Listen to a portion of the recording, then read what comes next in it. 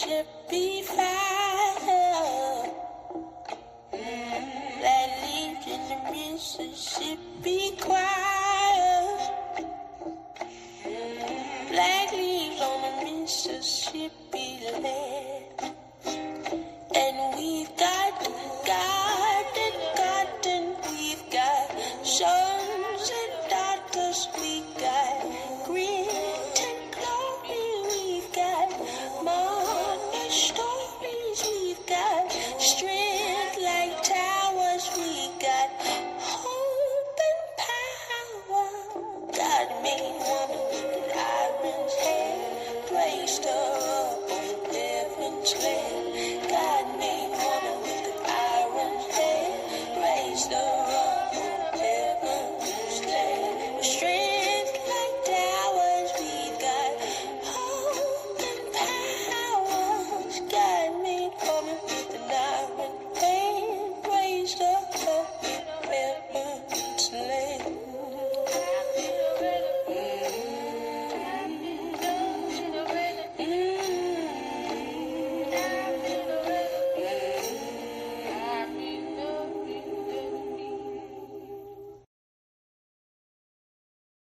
Copyright disclaimer.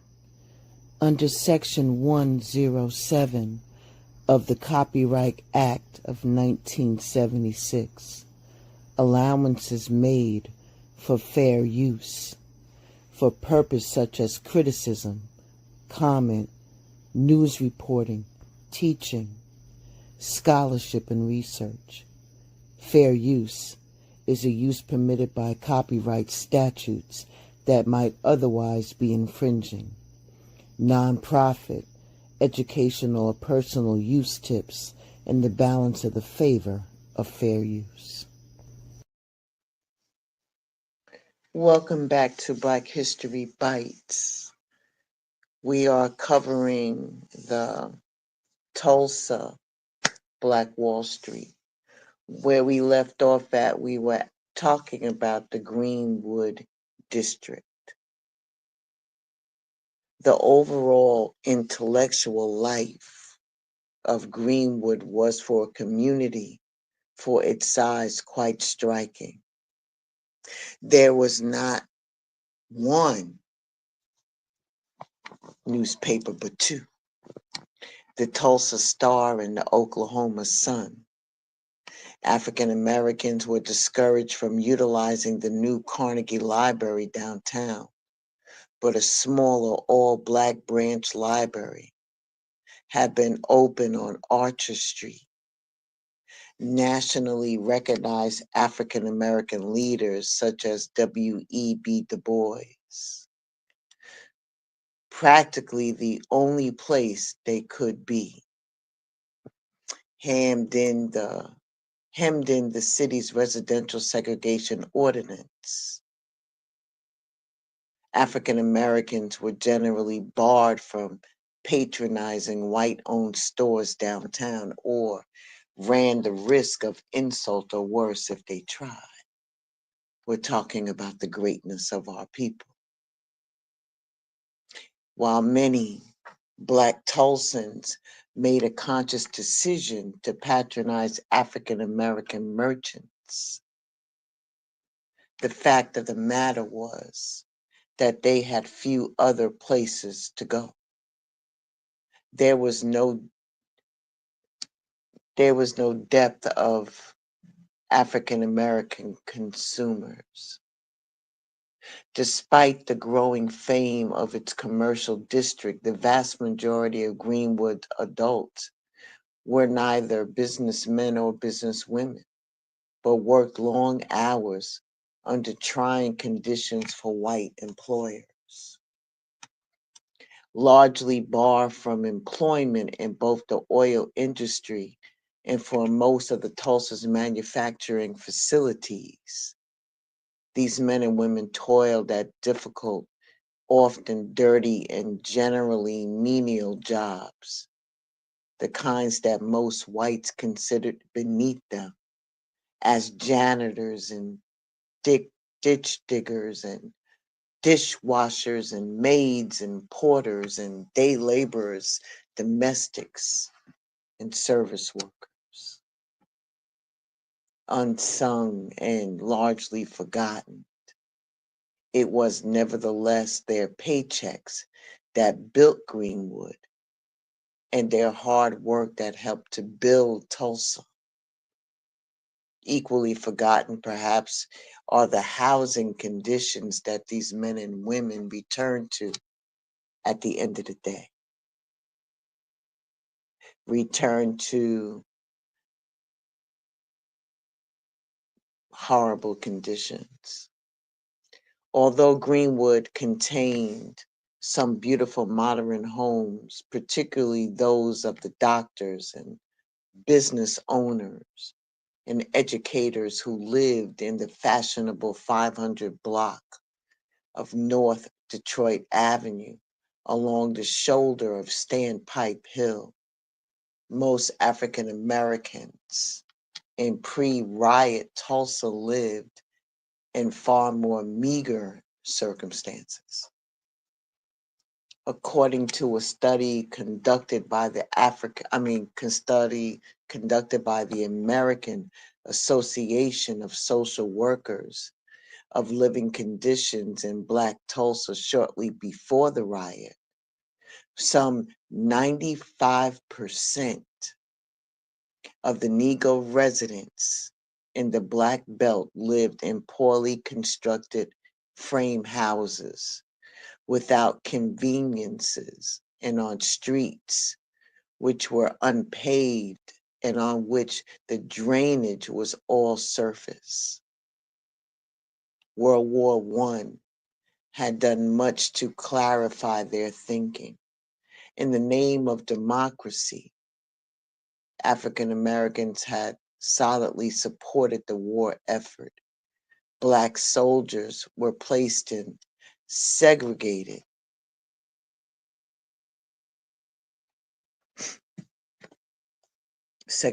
troops.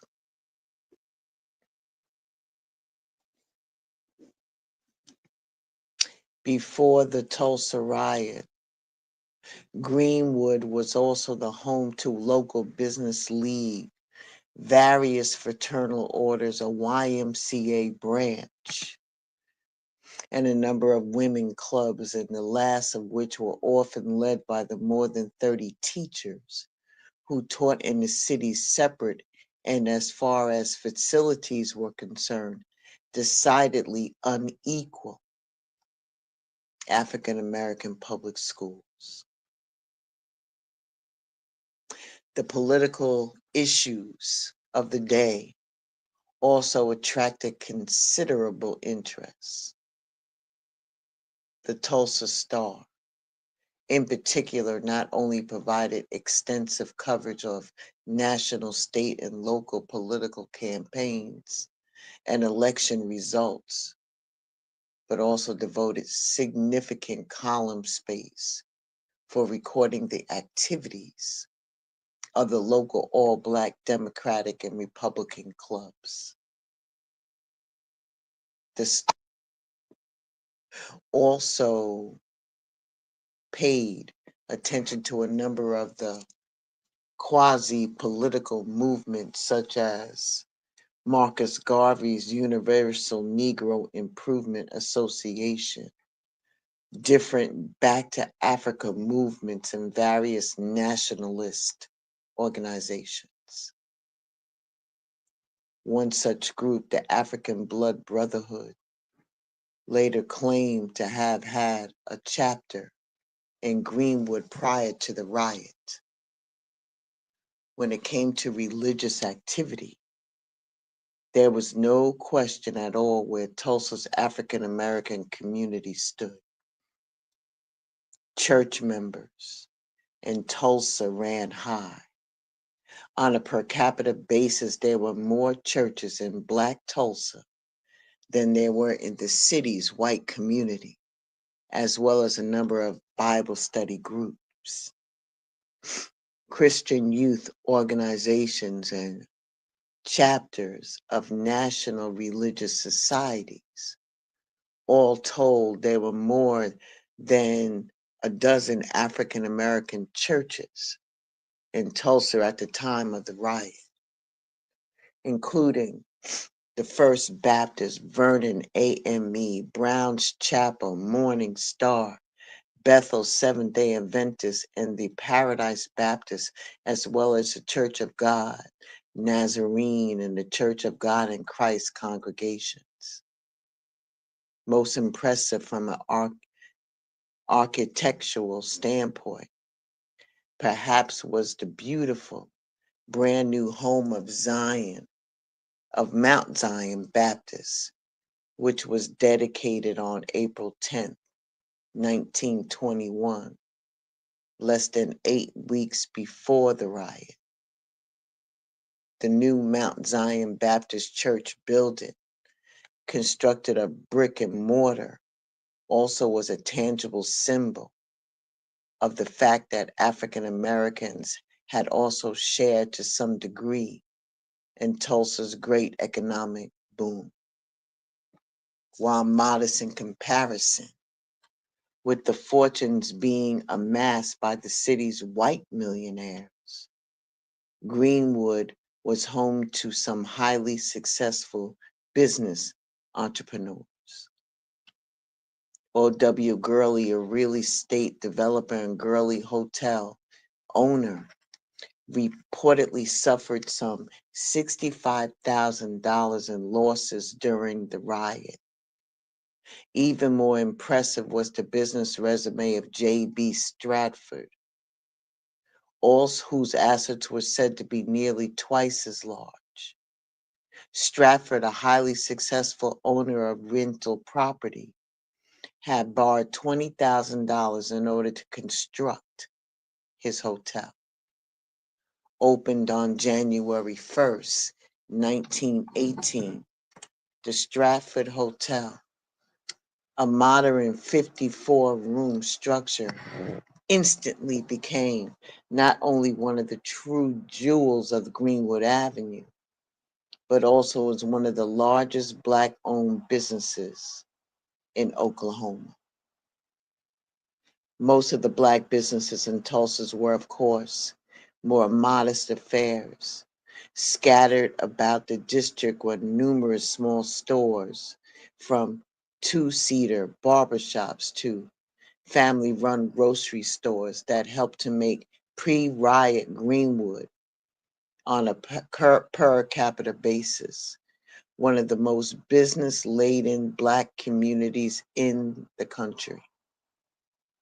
Grit, hard work, and determination were the main reasons for this success, as were the entrepreneurial skills that were imported to Tulsa from smaller communities across Oklahoma.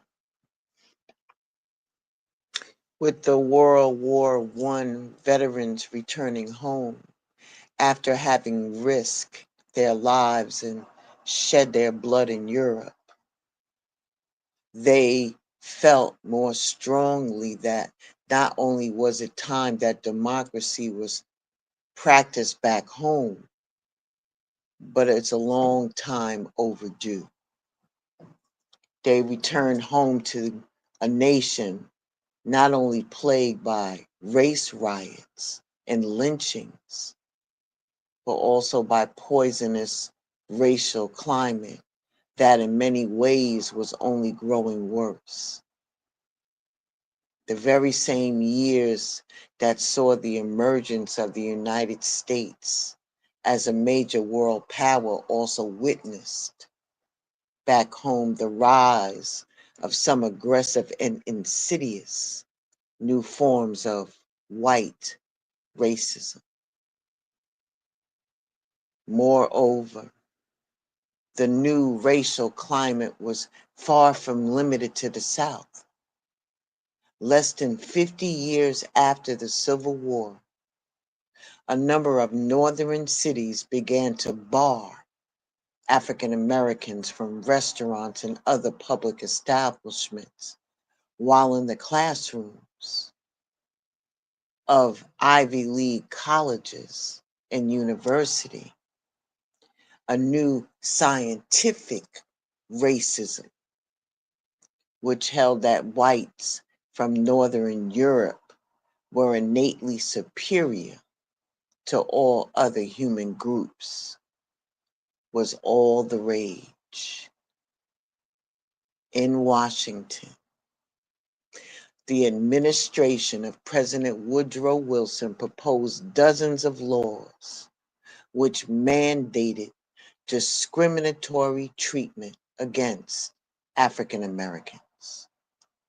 And across the country, racist white politicians constantly preyed upon racial fear and hostility. They soon had a new ally,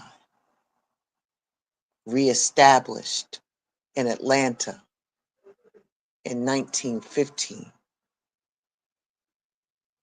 the so-called Second Ku Klux Klan had adopted both the name and familiar hooded robes of its 19th century predecessor, but in many ways was brand new organization, launched the same year that D.W. Griffith's anti-black blockbuster, The Birth of a Nation, was released in movie theaters nationwide. Klan organizers fanned out across the country, establishing powerful state organizations not only in the South, but also in places like New Jersey, Indiana, and Oregon. While African Americans were often the recipients of this political intimidation, beatings, and other forms of violence that were given out by Klansmen, they were not the only targets of the new reign of terror. Klan members also regularly attacked Jews, Catholics, Japanese Americans, and immigrants from Southern Europe, as well as suspected bootleggers, adulterers, and other alleged criminals. Although still a young state, many of these national trends were well represented in Oklahoma. Like their counterparts elsewhere, Black Oklahomans have rallied strongly behind the war effort, purchasing Liberty bonds, holding patriotic rallies, and taking part in home front conversation efforts. More than a few African American men from Oklahoma, including a large number of Tulsans, had enlisted in the Army. Some, like legendary Booker T. Washington high school football coach Seymour Williams, had fought in France. But when Oklahoma's Black World War I veterans finally returned to civilian life, they too came home to a state where, sadly enough, anti-Black sentiments were alive and well. In 1911, the Oklahoma State Legislature passed the infamous Grandfather Clause, which effectively ended voting by African Americans statewide.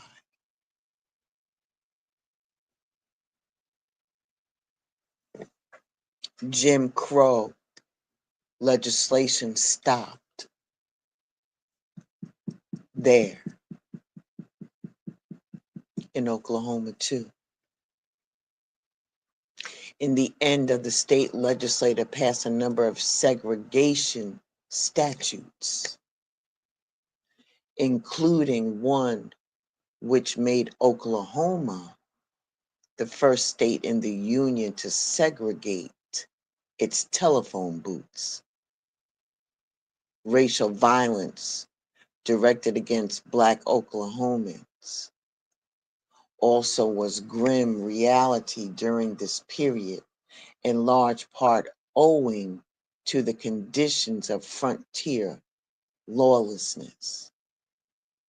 Oklahoma had been long plagued by lynchings, and during the territorial days, numerous suspected horse thieves, cattle rustlers, and outlaws, the vast majority of whom were white, had been lynched by white mobs.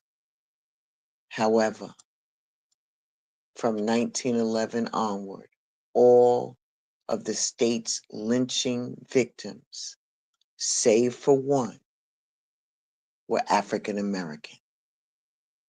And during the next decade, 23 Black Oklahomans, including 2 women, were lynched by whites in more than a dozen different Oklahoma communities, including Anadarko, Ardmore, Eufaula, Holdenville, Iobel, Lawton, Medill, Manford, Muldrow, Norman, Nowata, Okemah, Oklahoma City, Purcell, Shawnee, Wagner, and Weoka.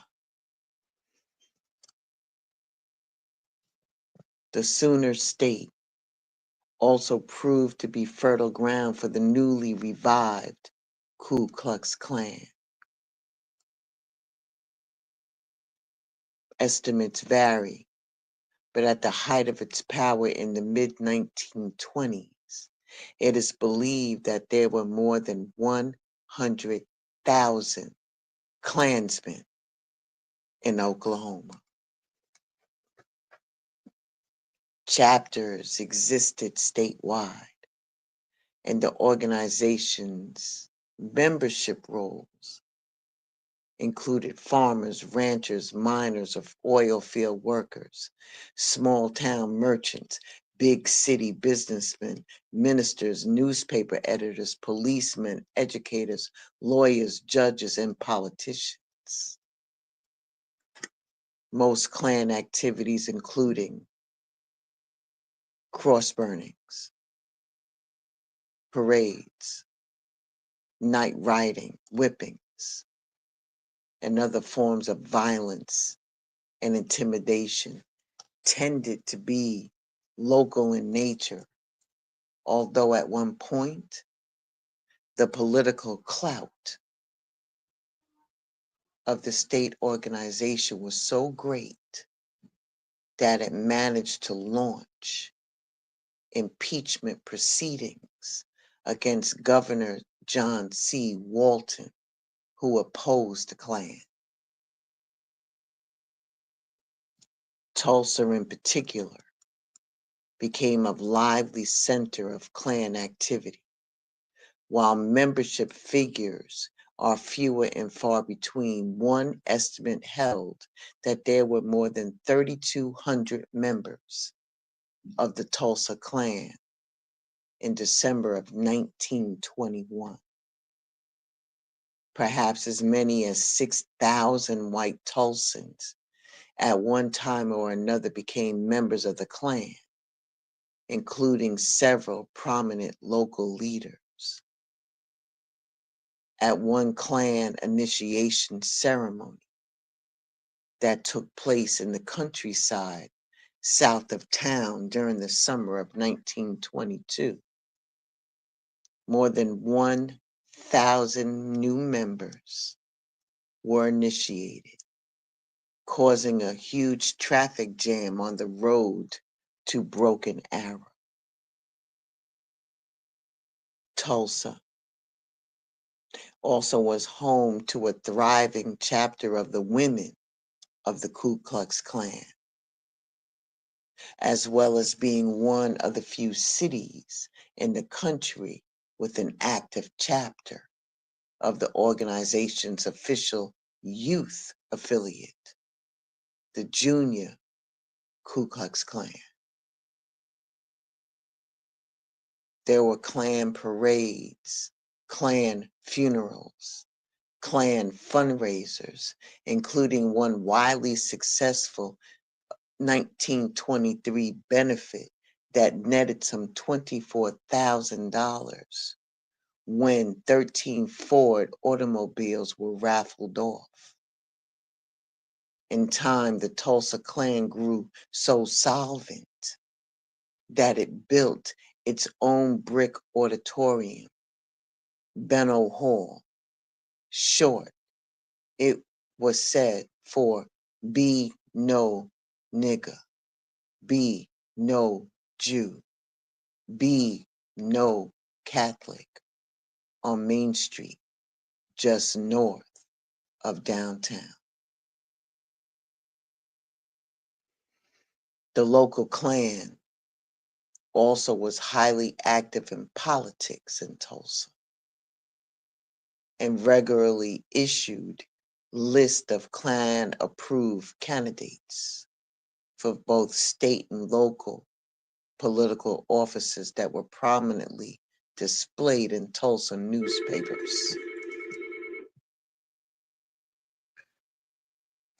For the men and women who lived and worked in these positions to visit a Greenwood, be it to attend Sunday service or simply to visit with family and friends, was often the highlight of the week. Or they just simply came to visit with family and friends was often the highlight of the week. And whether they caught a picture show at the Dreamland or the Dixie or merely window shopped along Greenwood Avenue, they too could take both pride and ownership in what laid before them. You know, its poverty and lack of services notwithstanding, there was no question that Greenwood was an American success story. Yet, despite its handsome business district and its brand new brick church and the rag to riches careers of some of its leading citizens, neither Greenwood's present nor its future was by any means secure. By the spring of 1921, trouble, real trouble, had been brewing in Tulsa for some time. When it came to issues of race, not just in Tulsa or in Oklahoma, but all across America. The problems weren't simply brewing, they had in fact already arrived.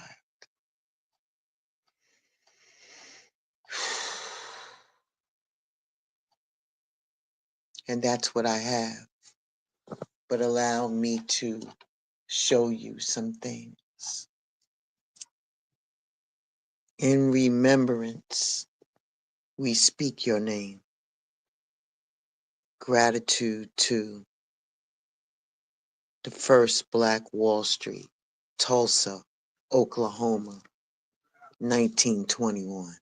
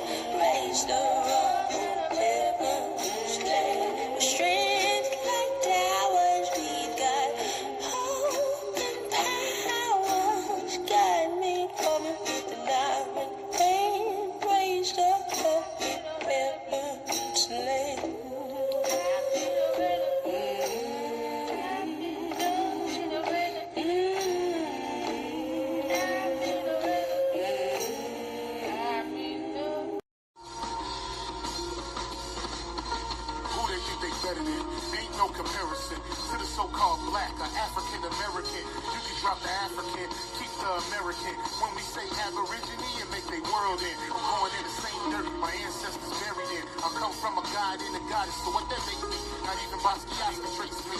Not even Van Gogh can paint me. The MC in me is the god of the sea.